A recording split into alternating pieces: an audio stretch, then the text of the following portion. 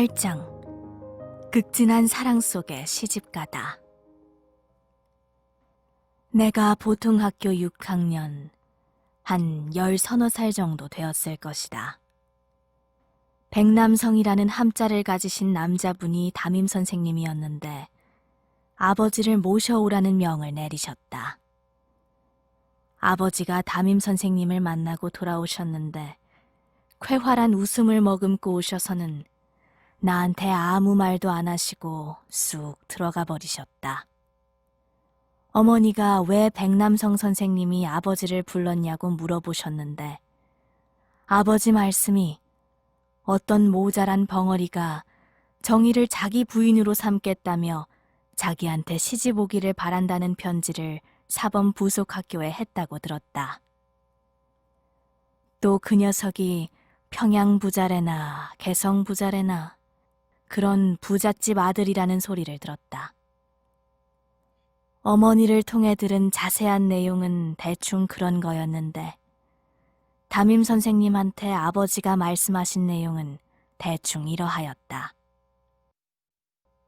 아비의 직업이 장애 학생들과 생활하는 일이기 때문인지 모르지만 제 딸은 아직 나이가 어립니다. 온 세상이 신식교육의 열풍이 불고 있는데 13살 어린아이를 부잣집 농인에게 시집 보낼 수는 없지요. 선생님도 생각이 있는 분이라면 우리 정혜에게도 아무 소리 말아주시고 앞으로 이런 이야기로는 안 배웠으면 좋겠습니다. 하며 선생님께서 따끔한 말씀을 하신 일도 있었다. 지금도 그 일을 떠올리며 실없이 웃음을 머금곤 한다. 그 어린 나에게 장가오겠다던 그 농아는 지금 어디서 살고 있을런지, 하나님 나라에 갔을런지. 내친 김에 몇 가지 에피소드를 소개해야겠다.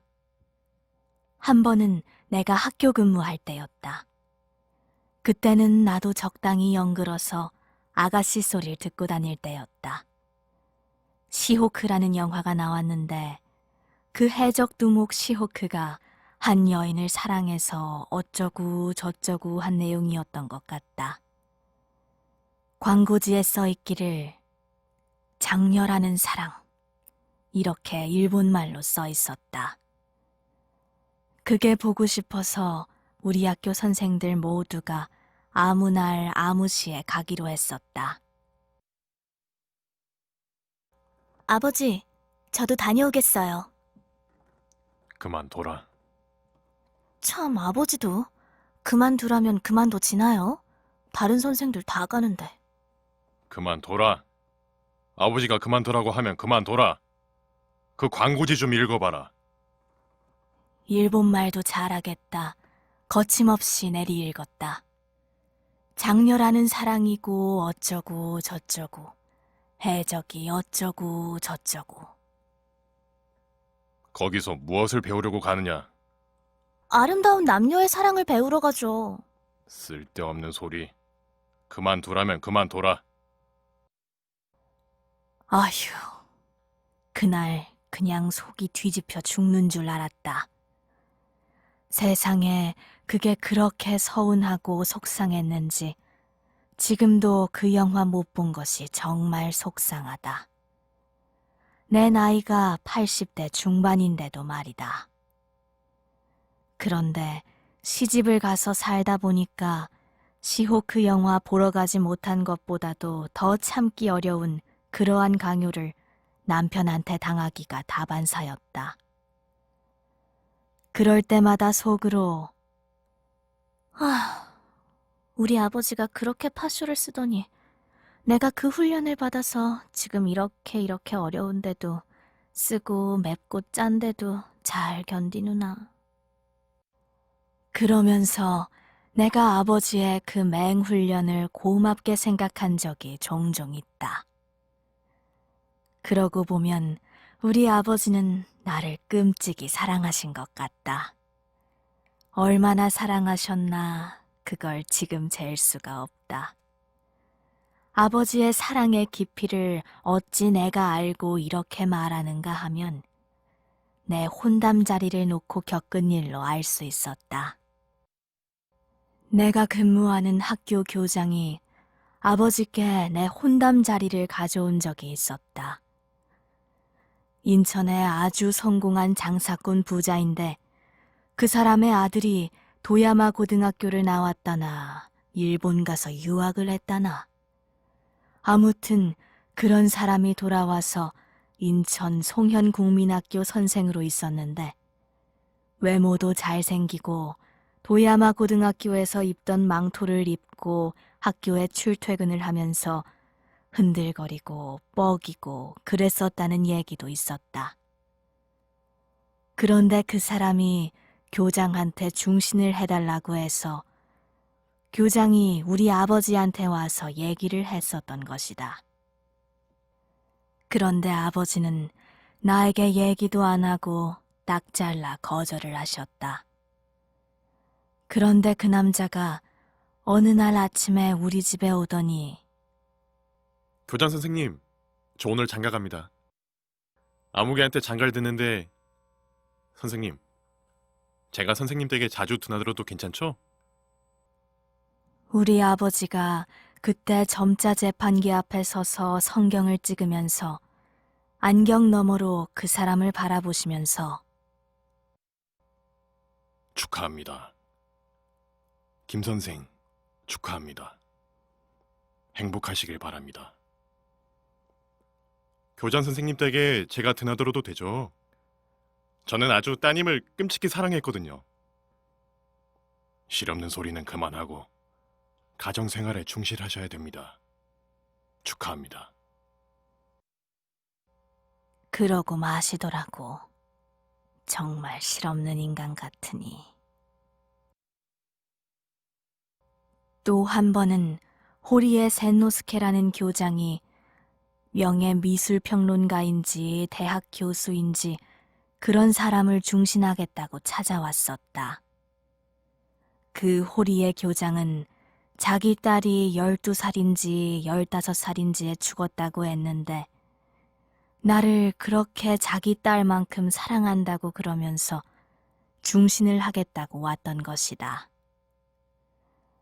우리 아버지가 그 이튿날 아침에 나한테 아무런 의논도 안 하고 전화를 하길래 들어보니 아이고, 나 간밤에 한숨도 못 잤습니다.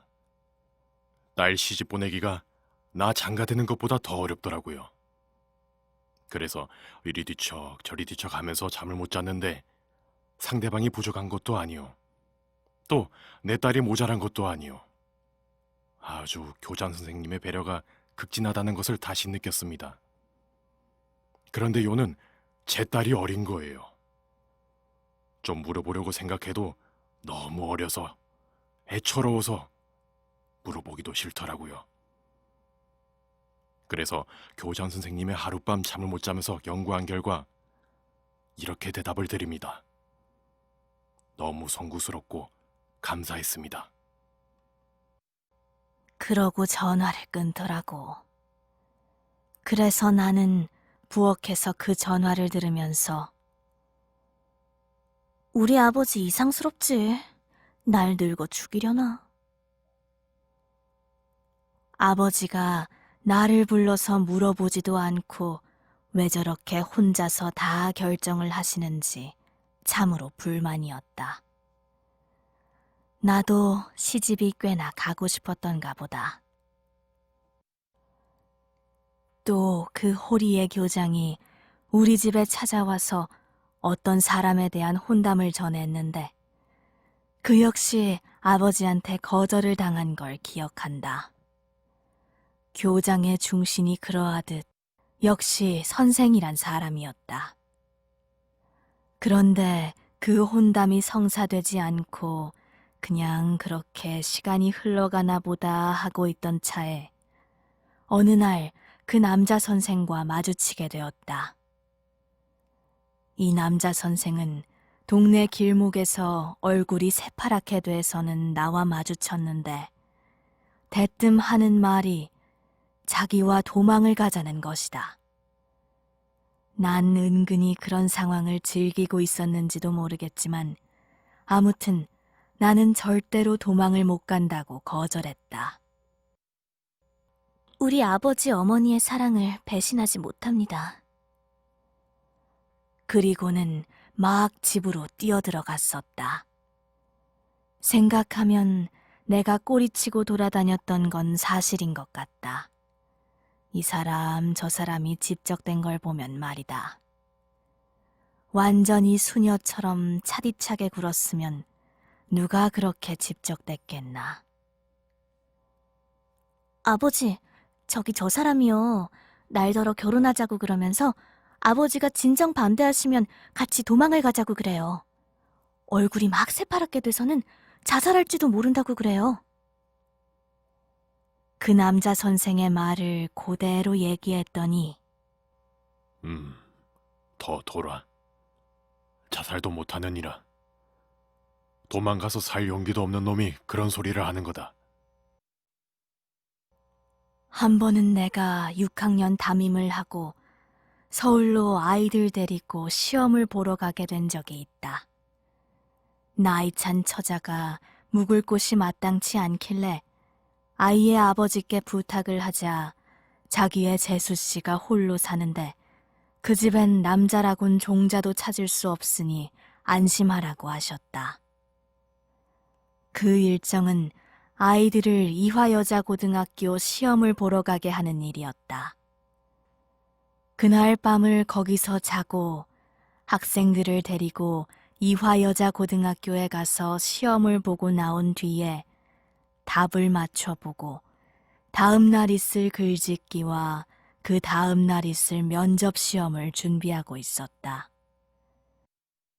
그런데 그 집안 분위기가 좀 이상하길래 알아봤더니 그 집 어머니가 나를 보고 연세대 학생인 자기 아들과 혼사를 맺어보고자 하는 마음이 생기게 된 걸 알게 되었다.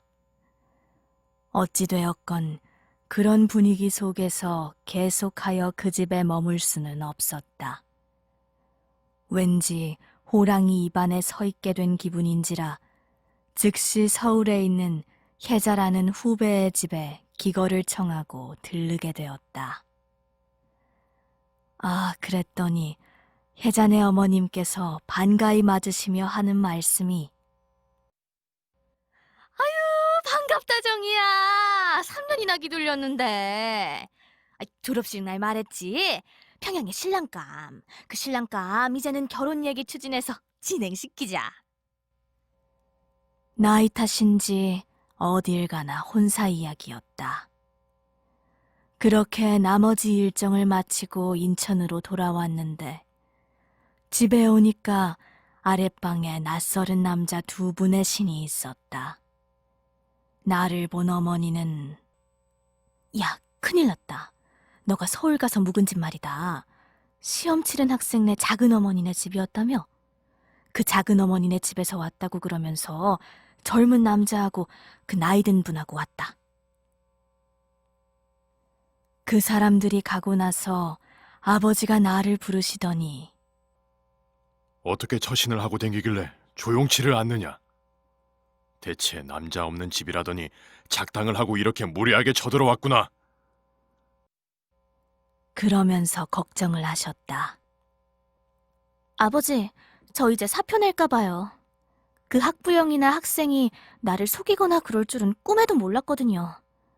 내 생각엔 속이려고 그런 게 아니라 그 조카가 연대생인데 아직 졸업도 안 하고 해서 혼인 생각은 없으려니 하였는데 그 집 어머니 행동이 혼인을 생각하는 것 같아서 즉시 서울 해잔에서 지내다 왔어요. 변명을 늘어놓아도 소용없었다. 아무리 그래도 네 행동이 고의적기에 그런 사람들이 따라붙는 거 아니냐? 글쎄, 제가 무슨 잘못한 것도 없는 것 같은데 그냥 그렇게 됐네요. 사표 내고 싶어요. 이렇게 이상스러운 일이 생기는 걸 보니까 저는 아마 오래 근무 못할 것 같은데요. 사실 당시 우리의 생활은 넉넉지 못하였으며 그 내가 선생으로 벌어오는 월급은 우리 집 살림을 꾸리는데 매우 중요하였다.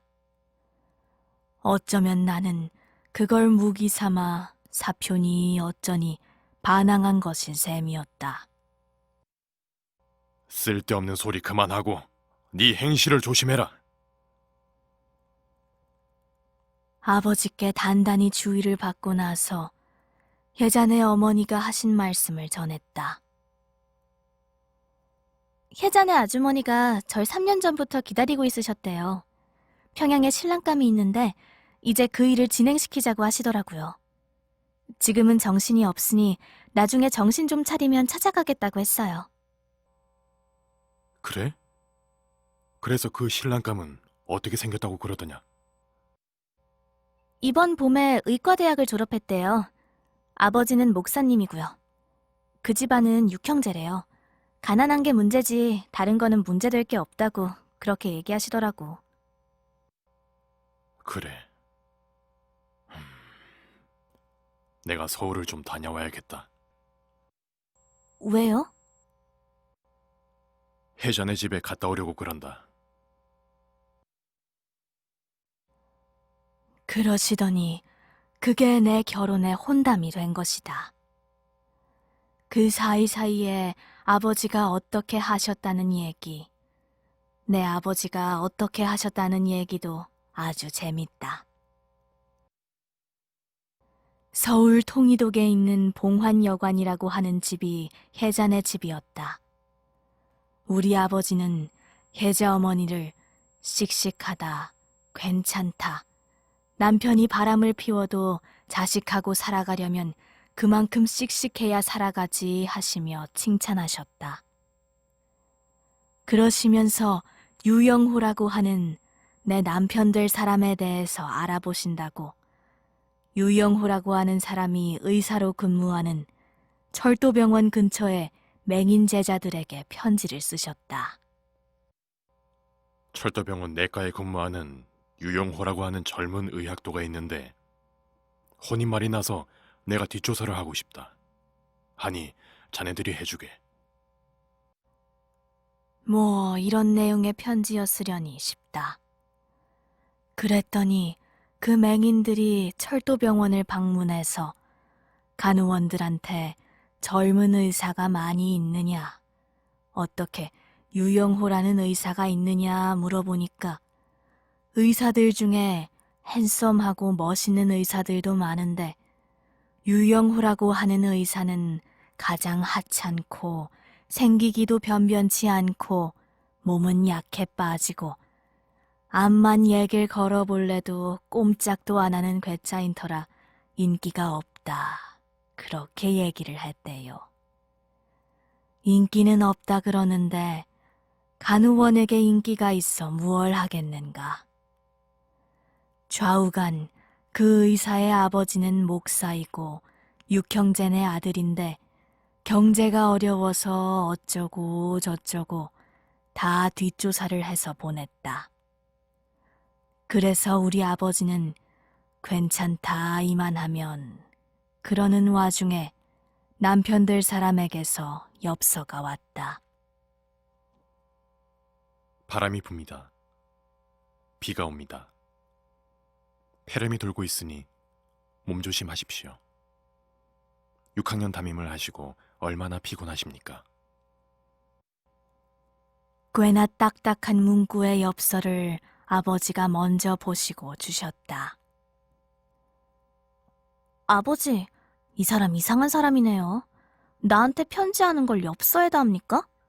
봉투에다 정성을 들여 해도 모자랄 지경인데 엽서에다 2마디 적어서. 기상대 대장인가? 아우, 재미없어. 왜? 네 마음에는 연해대학 중퇴생쯤 됐으면 좋겠느냐? 그렇게까지는 안 돼도 그래도 사람이 분위기가 좀 있어야지. 이게 뭐예요? 아유, 멋없어. 아유, 싫어. 그랬더니 날더러 답장을 써오라고 그러셨다. 그런데 어떻게 쓰다 보니 나도 그 사람과 비슷하게 썼던 것 같다. 비가 옵니다. 바람이 어쩌고. 그래도 나는 봉투에다 정성껏 봉해서 보냈다.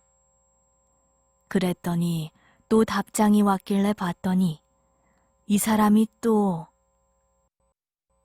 비가 옵니다. 바람이 붑니다. 폐렴이 유행이니 몸조심하십시오.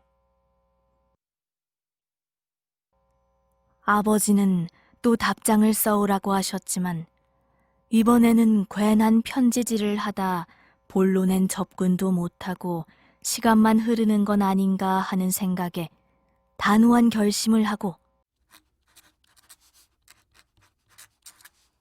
우리는 서로 선을 보고 결단을 해야 하는 사이입니다. 나를 소개하겠으니 들어보고 판단하세요. 나는 몸이 약합니다. 늑막염도 있고 다른 몹쓸 병도 앓았어요. 성격도 보통이 아니에요. 이런 식으로 꼼꼼하게 썼다. 오빠가 그걸 보시더니 이게 연애 편지라고 썼냐? 조선 천지에 너 같은 애는 하나밖에 없을 거다. 그래, 붙여줘라. 그런데 안 읽고 꼭 건방지다면서 찢어버리면 어떡할 거냐? 그거야말로 고마운 일이지. 그렇게 찢어버리는 사람이라면 시집 가면 안 되지. 어디 맞춰서 살아보자. 그런 마음이 있어도 우리 이 몸이 말을 안 들어서 못된 일을 하기도 하고 또 생활고 때문에 서로 찡그릴 때도 많을 터. 이렇게 정성스럽게 날 표현하는데 이걸 쓰레기통에 넣거나 그러는 사람이라면 애초에 굿바이 해야지 뭐. 밥을 다 먹고 편지를 마무리해서 봉해가지고 동생에게 갖다 붙이라고 했다. 동생이 뛰어나가면서 마당에서 세수를 하고 계신 아버지께 소리를 질렀다. 아버지, 정희 언니가요. 평양 사람한테 기가 막힌 편지를 썼어요. 그래? 가져오너라. 가져갈 수 없어요. 바빠요. 지금 금방 갖다 붙여야 돼요. 그러고 홀라당 뛰어나가 버렸다. 그래. 무슨 편지를 썼느냐? 아버지는 날 불러다 물어보셨다. 아버지, 저는 이 사람 저 사람이 혼인말을 내고 그러면 참 곤란한데 다행하게도 아버지가 거절을 하셨구나 그러며 살았어요. 이 사람의 경우도 또 그렇게 몇 번 편지가 오고 가다 결혼 안 하겠습니다 그러고 끝낸다면 이상할 것 같아요. 그래서 정성스럽게 나를 소개하는 편지를 썼어요. 사실 남들은 날 교편 잡는 선생으로만 알고 있지 늑막염을 앓아서 몸도 시원치 않고 뭐 어쩌고 저쩌고 그런 내용이에요. 자식. 한마디 툭 던지시곤 방으로 들어가셨다. 아버지는 어머니더러 당사자들이 마음을 가다듬고 하니 이제는 우리가 길고 짧은 걸 대보자는 말씀을 하셨던 모양이다. 아버지는 어머니더러 당신이 평양에 가서 박물 장사처럼 꾸미고 유신에 들어가 그 집 사는 꼴을 좀 보고 오라고 하셨고 우리 어머니는 그 기가 막힌 장단에 맞장구를 쳐주셨다. 그렇게 평양까지 가긴 가셨는데 박물 장수 역할까지는 안 하셨던 것 같았다. 어머님이 평양 그 댁에 들르셨을 때 아마 다섯째 삼촌인가 하는 양반이 이빨 빠진 찻잔에다 출렁출렁 엎지르면서 갖다 놔주는 차를 마시며 그 댁 어른과 이런저런 얘기도 하시고 듣고 그러고 인천으로 오셨다. 오셔서 아버지와 말씀 나누기를 그저 아무개를 준들 딸 주기 아깝고 그런 거지만 그래도 믿음의 가정이고 신랑 아이가 아주 온순해 배고 머리도 그저 단정하다며 좋은 이야기들을 하신 것 같았다. 그 신랑 될 유이사가 우리 집에 선을 베러 오는데 하얀 모시옷을 입고 서평양역에서 내려서 가로갯 고개를 넘어 평양 김일성대학 앞을 지나서 우리 집까지 오는 동안에 우리 어머니가 바로 뒤에서 선을 보면서 오시면서 이 사람 사윗감이면 참 좋겠다. 어떻게 이렇게 한결같이 발도 헛디지 않고 돌을 걷어차는 일도 없이 반듯하게 얌전하게 걸어오나. 그러면서 우리 어머니께 선을 베준 게 아니겠나. 나중에 혼인하고 살면서 본 유이사는 서평양에서 우리 집까지의 거리에 그렇게 얌전하게 걸어오기는커녕 심심해서 돌도 걷어차고 어떤 때는 숲에 들어가 오줌까지 누고 나와서 걷는데 그때 그날은 아주 선을 잘 보이려고 작심하고 걸어 들어오던 것이었다. 어쨌든 우리 어머니 눈에 쏙 들었고 두 분은 나를 그 사람에게 시집 보내기로 했다. 약혼을 하고 나서 아버지가 그러셨다. 뭐 배우고 가르치는 것이 끝이 있겠냐. 그러나 너를 시집을 보낼 생각을 하니까 너무너무 아깝고 너무너무 안타깝다. 오늘 저녁부터 아버지하고 여자 대학을 읽든지 명심보감을 읽든지 그렇게 공부를 하자. 그러시는 것이다. 그게 보통 어려운 일이었을까? 아버지가 딸을 그렇게 데리고 앉아서 강의를 하신다는 것에 너무 감사했고 극진한 사랑을 받았다고 지금도 말을 할 수 있는 것이다. 나는 그때 노트를 하면서 아버지의 말씀을 들었는데 그때 날 가르치는 분은 세상에서 제일 가는 나의 아버지셨다.